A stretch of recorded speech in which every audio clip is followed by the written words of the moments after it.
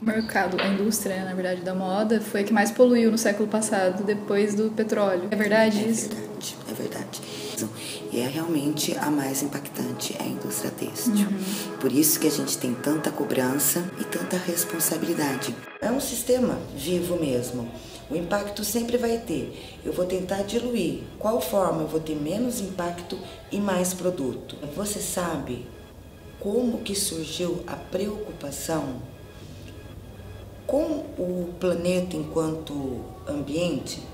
Depois que a humanidade viu a primeira foto da Terra vista do espaço. Foi aí que as pessoas começaram a questionar, viram que a Terra é um planeta.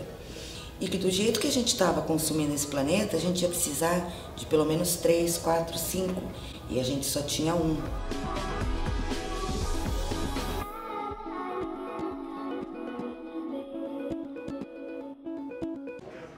São os 3 R's, né? Reduzir, reciclar e reutilizar. A ideia inicial era estar promovendo troca de roupas em um único ambiente, saindo um pouco das redes sociais, que ocorre muito aqui na cidade de Londrina, né? Eu chamei os amigos mais próximos para estar me ajudando na organização, né? Eles toparam. Se eu me interesso de repente por uma peça sua, aí eu vou te contatar, pergunto se você tem interesse em alguma peça minha e se você se interessar a gente acaba trocando mesmo, ou se você quiser trocar 2 por 1, aí é do valor que cada um coloca sobre a peça. A gente orienta que não haja troca não haja inteira do dinheiro, porque se for apenas para a pessoa vender, fazer alguma venda, alguma coisa, ela pode fazer nos grupos tradicionais da internet e marcar um horário ali entre elas para estar fazendo essas vendas, né? É uma questão de consumo sustentável também, moda sustentável. Peças que a gente tem e que acaba não utilizando, a gente consegue estar aproveitando e trocando por outras peças que a gente possa vir a usar. A moda é feita do efêmero, né? Ela traz a novidade. É do ser humano o desejo pela novidade. Tem uma questão de uma superpopulação no planeta. A gente tem uma superpopulação, inclusive, carente, que se ressente até de vestuário. E essa sobra desse vestuário, que ou saiu de moda, ou é um modelo da moda, ou é a cor da moda que saiu da Vogue, que já se tornou obsoleto, ele tem valor de vestuário para a população carente. Ele continua tendo um valor no mercado. Eu tenho estúdio faz 5 anos aqui e a gente decidiu fazer um enjoei, né? Um bazarzão para dar uma desapegada em umas roupas. E hoje a gente está aceitando doação também, que é bem bacana, para ajudar as mulheres que moram na rua e tal, que não têm o que vestir a maioria das vezes. Tem umas igrejas aqui no Bandeirantes que a gente leva, tem umas pessoas que eu conheço que moram no final da rua, que são usuários, que eu entrego direto para elas. Meio que, tipo, comprei uma peça, dou uma peça. Eu sempre gostei de comprar em brechó, é bem legal, bem mais econômico, bem mais sustentável do que você ir numa roupa, tipo, comprar uma roupa que foi feita na China, que foi feita com mão escrava, qualquer coisa, daí você fala, não, vamos comprar um bagulho local e tal, é bem mais legal. Muitas vezes a gente compra uma roupa e compra mais por impulso, né? Então isso de repassar pra frente é muito legal. Às vezes você tem uma roupa que você gosta muito, mas às vezes também não te serve mais, e aí você passa pra alguém que ama. A gente tem um grupo no Facebook, e aí surgiu uma ideia conversando assim com algumas meninas, a gente fazer um bazar coletivo. Eu acho que é assim, uma troca. Você vai, a sua amiga gosta de uma coisa sua, você gosta de uma coisa da sua amiga, vamos trocar, vamos, e é assim, é bem legal. Eu compro muito de bazar, de brechó, já vendi online várias vezes. A internet hoje em dia é um canal, assim, sabe? É uma coisa muito boa para muita coisa, mas também tem que ficar esperto. Como a gente sempre foi em brechó, a gente viu que a gente consegue muita peça diferente, entendeu? E por um preço bem acessível. Vende pela internet, Instagram, a gente garimpa em outros brechó, em feiras. A gente teve a ideia de criar um brechó, para mostrar tipo, uma moda semi-utilizada, para mostrar como é só uma nova que pode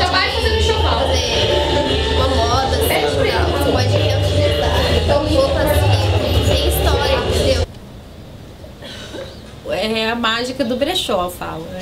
O legal do brechó é isso, né? Porque o público é assim, né? O público vem procurar coisas diferenciadas, vem procurar o que não acha no shopping, que não acha no centro, numa loja de departamento, numa loja... Não acha, então vem procurar no brechó. Muitas pessoas, muitas, não descobriram que aqui é um lugar onde que você não tá achando lá no shopping, você acha aqui. A maioria dos nossos clientes vem todas semana, ou a cada 15 dias, ou uma vez por mês. E a gente percebe o tanto de consumo, até eu, a minha sócia, os nossos esposos, a gente percebe o tanto de consumo desnecessário que a gente fez. Principalmente de roupa. Ninguém sabe como descartar uma roupa. Não tem onde descartar uma roupa, né? Então, a gente percebe que essa consciência, mesmo sem querer, elas vão tendo. De tirar a peça do guarda-roupa, de repensar o seu estilo, o seu consumo, se vale a pena, se não. Eu passei por isso, eu já consumi muito, embora eu sempre tive esse costume de consumir em brechó, muitas vezes eu comprei coisa em brechó que eu não usei. E hoje, os nossos frequentadores, a gente percebe que tem essa visão sustentável. Os 70% do nosso público hoje conheceu pelas redes sociais por conta dessa já visão sustentável. Então a gente percebe que é um público diferenciado e preocupado. Nós trabalhamos só por consignação. A pessoa traz a peça, as roupas, nós vendemos para a pessoa e passamos uma porcentagem para ela. Muita gente traz saco de roupa e fala assim, vê aí o que dá para vender, o que não dá você doa. Toda semana tem um saco de roupa que eu dou para o bazar da igreja. A gente está também contribuindo com essa destinação da peça, né? Que não é só jogar no lixo. No começo, quando nós abrimos, o que acontecia? As clientes deixavam, as fornecedoras deixavam as peças e elas não vinham buscar no mesmo mês, deixava acumular aquele valor. Mês que vem eu pego, deixa acumular aí, quando der eu vou, não sei o quê. Hoje não, elas vêm buscar. E eu acredito que seja por conta da crise também, né? A crise fez com que aumentasse também as clientes e as fornecedoras do brechó. A questão sustentável também muda a consciência da pessoa, mas não é assim tão rápido. Porque não é fácil ser sustentável no Brasil. É metódico, você tem que pensar. E é uma discussão muito atual, assim. E mais ainda essa questão da moda. Quando a gente começa a falar, não é só não comprar por não comprar. Tem isso, isso e isso. Essa loja faz isso, isso e isso. Acontece isso, isso e isso. Daí a pessoa fala, mas você acha que em toda loja não acontece isso? Lógico que acontece em toda loja, mas essa daqui tão pública, está na minha cara. Eu tenho que fazer alguma coisa. Que é o fast fashion que a gente fala, né? A gente sabe as custas de que tipo de trabalho, não tem um fair trade, né? Uma responsabilidade social verdadeiramente. Então, vai mesmo da consciência do designer, que é chamado durante todo o curso à luz da ética, da cidadania, da questão sustentável.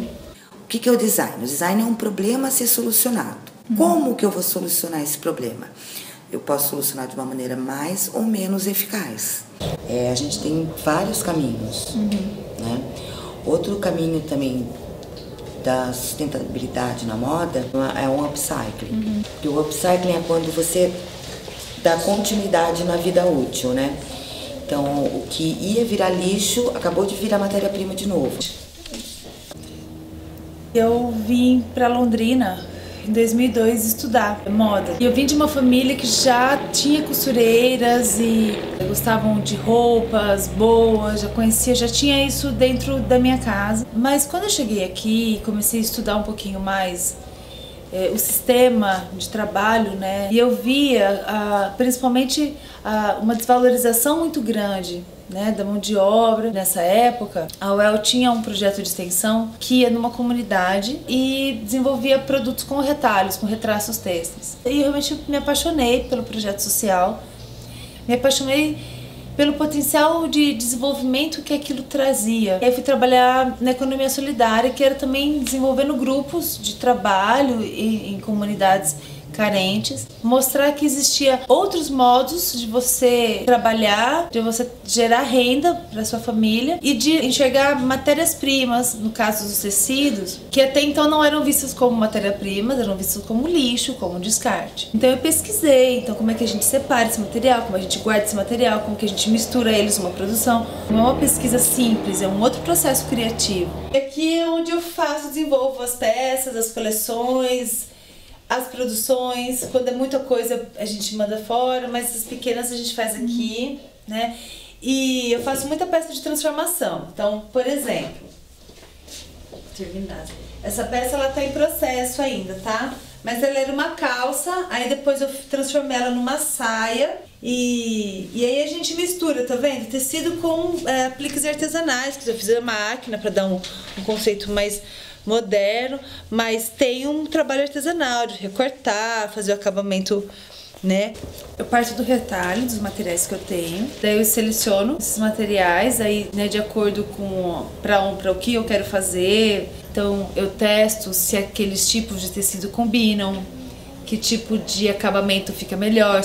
Vejo que necessidade para que vai aquela pesquisa, aquele material. E aí cada processo eu vou analisando o que dá certo, o que não dá certo, o que é melhor. Na última coleção, que eu contabilizei, pesei, fiz todo esse processo, a gente produziu 95 peças com 50 quilos de retalho. Eu não comprei 1 metro. Sempre enxerguei a moda não como as peças de roupa que a gente usa, mas sim como uma representação de valores. Em 2012 eu montei o projeto e aí comecei a capacitar mulheres para trabalhar comigo. E o projeto também, ele saiu dessa capacitação, virou um grupo que eu consigo pegar, fazer parcerias com marcas, com empresas e desenvolver trabalhos para elas produzirem.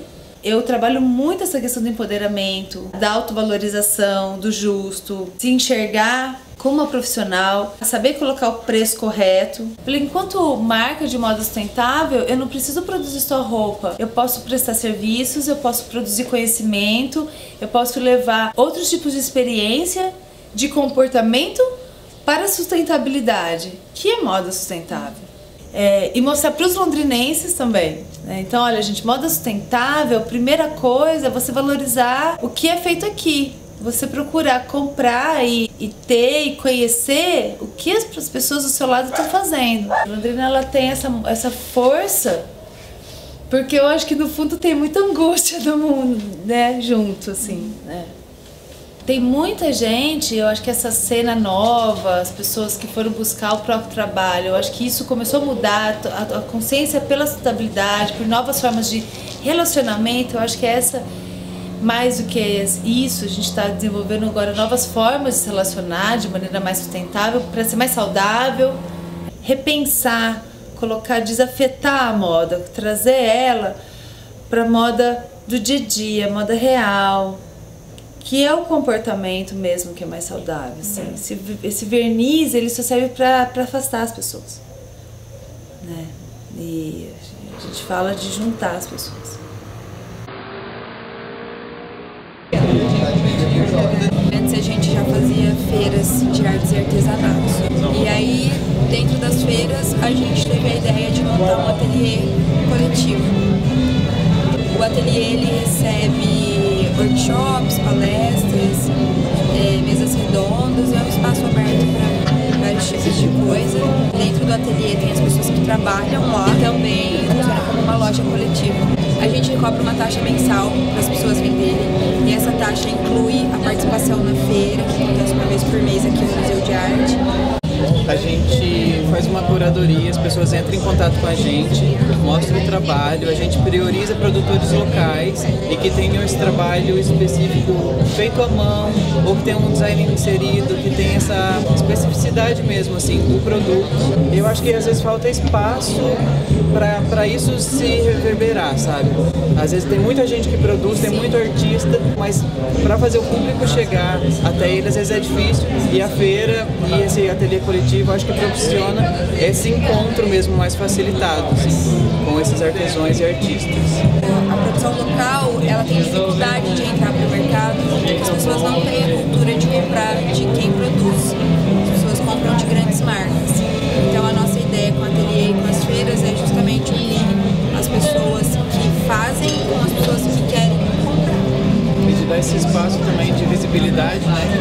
Que o consumidor já conhece também essa pessoa que produz, porque a pessoa que produz, ela já vai saber falar desse processo. Aí é uma cultura também de enriquecimento dessa produção, né? Esse contato direto com esse produtor. E tanto as feiras quanto o ateliê, o que a gente percebe é que rola uma troca, literalmente uma troca de ideias. E eu acho que isso é muito enriquecedor. Já cria produtos mais únicos ainda, né? e mais originais. E essa troca com o cliente já cria as coisas mais especiais ainda, mais mágicas. A gente sempre abre assim, para as pessoas que querem apresentar algum trabalho artístico, performances, ou mesmo que queira divulgar o trabalho, a gente é super receptivo até para dar espaço para fazer uma oficina, sabe? Para falar mesmo desse processo de criação, que eu acho que é muito importante as pessoas terem esse contato por trás da peça, sabe? Saber o que veio antes, qual é a bagagem daquele produtor também por trás, e é isso que a gente propõe aqui, esse intercâmbio. E a gente está aberto para qualquer tipo de ideia, a gente fala sempre isso, a gente tem um espaço. Então é legal que as pessoas também nos ajudem a movimentar esse espaço. Para movimentar tanto produção como pensamento também, né? Com criatividades ilimitadas. A gente acredita que juntos a gente vai mais longe, né? A gente, enquanto ateliê e no coletivo, a gente consegue uma visibilidade maior. Tem espaço para todo mundo. Assim, as pessoas estão mudando o jeito de pensar o mundo. Uma coisa, por exemplo, que os alunos questionam, com essa questão da sustentabilidade, do slow fashion, acabou o luxo? Não acabou o luxo. O luxo, ele mudou o significado. Você pode continuar desenvolvendo uma moda glamurosa. Em contrapartida, você faz uma ação social para compensar. O novo luxo, ele é um luxo contemporâneo, né, que chama, que é tratar o luxo, só que de uma forma mais sustentável. É aliar a sustentabilidade junto com a estética do produto. Então é ter um produto assim com uma estética bonita, uma imagem de moda boa, só que ter uma preocupação sustentável por trás do processo, assim. Eu fui assim descobrindo mais com o meu TCC da faculdade, que eu fiz roupas de festa com uma linguagem mais diferenciada. Aí a partir do meu TCC eu vi que muita gente foi se interessando pela proposta. Aí eu comecei a desenvolver a marca. E elas marcam horário, elas provam algumas roupas, aí no dia do evento ou no dia anterior elas buscam o vestido delas e devolvem até 3 dias depois. A minha produção ela é bem enxuta, ela é pequena, para também garantir mais uma exclusividade. Aí eu tenho uma parceria com um grupo de costureiras que confeccionam os vestidos para mim. E também tem outros serviços aqui em Londrina, tipo de plissado, de tingimento, mas é tudo local, tudo em Londrina mesmo. É para você ter um controle maior, né, de como é feito, você sabe como é feito, quem são as pessoas que fazem. Você não tá mandando fazer um vestido em um lugar, em uma outra cidade ou até um outro país, que você não sabe as condições em que ele é feito. Então acho que é bem importante isso. No começo é difícil porque não é todo mundo que tem a cabeça mais aberta para esse tipo de negócio, né? E Londrina está tendo mais aceitação nos últimos anos para esse tipo de roupa mais diferente. Acho que a importância é você começar a estimular as pessoas, né, o meu público feminino, a pensar de uma forma diferente sobre o consumo. Não é preciso você comprar um vestido de festa, sendo que você vai usar 1 ou 2 vezes e deixar encostado no guarda-roupa. Hoje em dia as pessoas estão mudando, né? Estão ficando mais conscientes.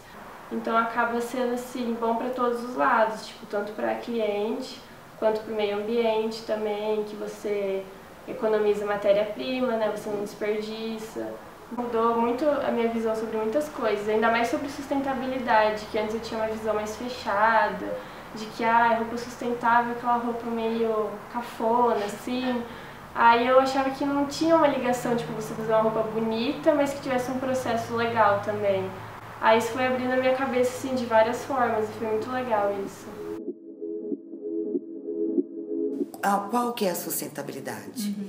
Entendeu? Então a gente está equacionando ainda,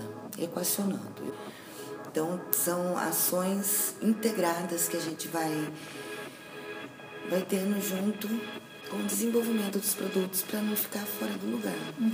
Tudo isso é a solução de uma equação. A gente não tem um novo paradigma, a gente está construindo ele.